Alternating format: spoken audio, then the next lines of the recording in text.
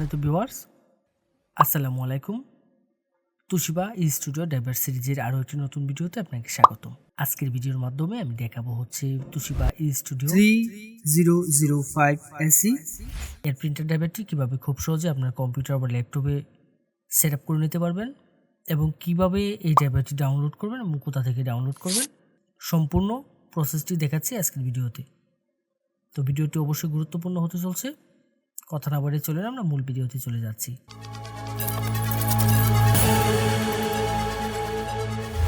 প্রথমে আমরা যে কাজটি করব, আমরা এই ড্রাইভারটি ডাউনলোড করে নেব। ডাউনলোড করার জন্য আমি চলে যাব যে কোনো একটি ব্রাউজারের সার্চ বারে গিয়ে সার্চ করব হচ্ছে softwareshopbd.com। অবশ্য আমি ভিডিও ডেসক্রিপশনে ওয়েবসাইটের লিঙ্কটি দিয়ে দেব। softwareshopbd.com লিখে সার্চ করলে ঠিক এরকম একটা ইন্টারফেস আসবে এবং এখান থেকে আমি যে কাজটি করব, আমার কাঙ্ক্ষিত মডেলের যে ড্রাইভারটি রয়েছে সেটি আমি এখান থেকে ডাউনলোড করব। দেন এই সার্চ বারে চলে যাব, এখানে গিয়ে জাস্ট আমাদের যে কাঙ্ক্ষিত মডেলটি সেই মডেলটি এখানে সার্চ করব। দেন সার্চে ক্লিক করব। ক্লিক করলে আমার এই অ্যাভেলেবেল মডেলের প্রিন্টার ড্রাইভারটি চলে আসবে আমার সামনে। এখান থেকে আমি যে কাজটি করব, জাস্ট এই লিঙ্কের উপর ক্লিক করব। ক্লিক করলে এখানে বিস্তারিত সকল ইনফরমেশনগুলো দেখার একটি অপশন পেয়ে যাব। এখান থেকে সব কিছু আমরা একটু পড়ে দেখে নেব। আশা করব আপনারা সম্পূর্ণ বিষয়টি একটু ধৈর্য সহকারে পড়বেন এখানে নির্দেশিকাগুলো। দেন এখানে ডাউনলোডের জন্য দুটি লিঙ্ক পেয়ে যাবেন, যে কোনো একটি লিঙ্কের উপর ক্লিক করব। ক্লিক করলে ঠিক এরকম ইন্টারফেস আসবে আপনার সামনে। এখানে গুগল ড্রাইভে নিয়ে যাবে এবং দেন দুটি ফাইল একসাথে মাউস ড্র্যাগ করে সিলেক্ট করে ডাউনলোড করে নেব। এখানে একটি ফাইল পেয়ে যাবো হচ্ছে পাসওয়ার্ড আর একটি হচ্ছে ড্রাইভার। তো এখান থেকে ফাইলটা জাস্ট মাউসের রাইট বাটন ক্লিক করে ডাউনলোড করে নেব। দেন ডাউনলোড এনিওয়েতে ক্লিক করব। ক্লিক করে কিছুক্ষণ অপেক্ষা করতে হবে। কিছুক্ষণের মধ্যে ডাউনলোডটি শুরু হয়ে যাবে। ডাউনলোড করার পরে আমরা যে কাজটি করব, ফাইলটিকে ওপেন করে নেব। দেন এখান থেকে ওপেনে ক্লিক করব। ক্লিক করলে ঠিক এরকম একটা ইন্টারফেস আসবে আমার সামনে। রার ফাইল রয়েছে, রার ফাইলকে আমরা যখন আনজিপ করব, যে কোনো জিপ ফাইল বা রার ফাইলকে যখন আমরা এক্সট্রাক্ট করব, তার জন্য আমরা যে কাজটি করি, নর্মালি আমরা উইন্ডার ব্যবহার করে থাকি। যদি আপনার কম্পিউটারে উইন্ডারটি না ব্যবহার করা থাকে, অর্থাৎ উইন্ডারটি যদি ইনস্টল করা না থাকে, তাহলে যে কাজটি করবেন, আপনি উইন্ডারটি ইনস্টল করে নেবেন। এর জন্য ভিডিও ডেসক্রিপশন এবং আই বাটনে উইন্ডারের লিঙ্ক দিয়ে দেবো, আপনারা ওইখান থেকে গিয়ে জাস্ট উইন্ডারটি ইনস্টল করে নেবেন। দেন যে কাজটি করব, আমরা ফাইলটাকে ওপেন করব। উইন্ডারে যখন ফাইলটা ওপেন করব, ঠিক এরকম একটা ইন্টারফেস আসবে। এখান থেকে ক্লোজ করে দেবো। যাওয়ার পর ইন্টারফেসটা দেখতে ঠিক এরকম হবে। এখানে একটি ফাইল পেয়ে যাব হচ্ছে ড্রাইভার। এই ড্রাইভারে ক্লিক করব। ক্লিক করলে এখানে জাস্ট আমি ড্রাইভারটা পেয়ে যাব।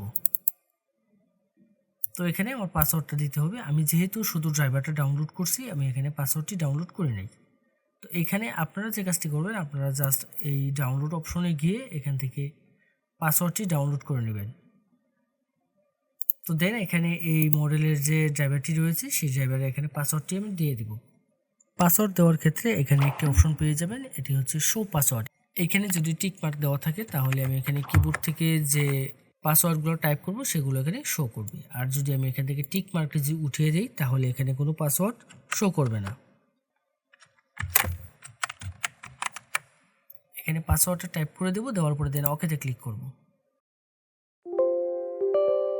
ওকেতে ক্লিক করব। ক্লিক করলে ঠিক এরকম একটি অ্যালার্ট আসবে। এখান থেকে যে কাজটি করতে হবে, এখান থেকে আমি ইএসের উপর ক্লিক করব। দেন সফটওয়্যারটা এক্সট্রাক্ট হওয়া শুরু করবে এবং এক্সট্রাক্ট হওয়ার জন্য কিছুক্ষণ পরে ঠিক এরকম একটা ইন্টারফেস আসবে। এখান থেকে আমি যে কাজটি করব, I agree to the terms of the licence agreement, এখানে ক্লিক করব। নেক্সটে ক্লিক করব। নেক্সটে ক্লিক করার পরে ঠিক এরকম একটা ইন্টারফেস আসবে। এখানে অনেকগুলো অপশন পেয়ে যাব। চলে আসবে হচ্ছে recommended, printer driver, scanner utility, fax driver, custom install.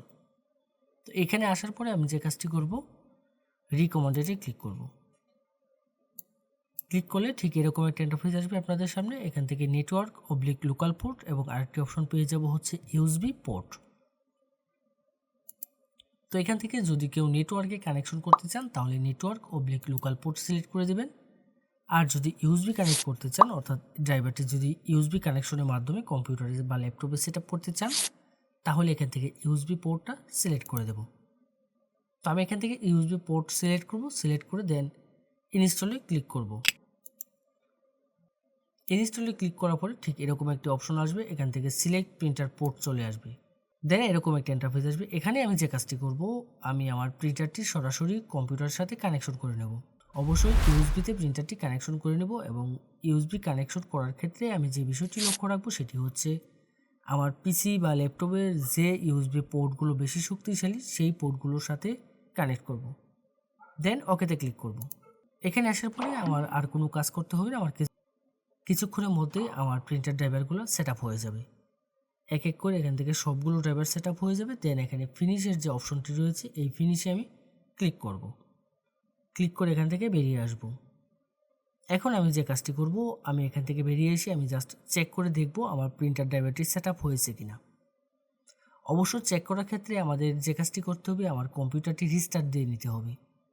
কম্পিউটারটি restart করে নেব, তাহলে দেখবেন প্রিন্টার এবং স্ক্যানার দুটি ড্রাইভারই পেয়ে যাবেন। ফটোশপ 7.0 দিয়ে আমরা স্ক্যান করব। ফটোশপ 7.0 যদি আপনার কম্পিউটার বা ল্যাপটপে সেট আপ করা না থাকে, সেক্ষেত্রে যে কাজটি করবেন, আমাদের ওয়েবসাইটে চলে যাবেন। ওয়েবসাইটে গিয়ে জাস্ট সার্চ বারে সার্চ করবেন হচ্ছে 7.0 লিখে সার্চ করলে আমাদের ফটোশপ 7.0 পেয়ে যাবেন। যে কোনো মডেলের প্রিন্টার ড্রাইভার এবং আপনার প্রয়োজনীয় সকল সফটওয়্যার পাবেন আমাদের ওয়েবসাইটে।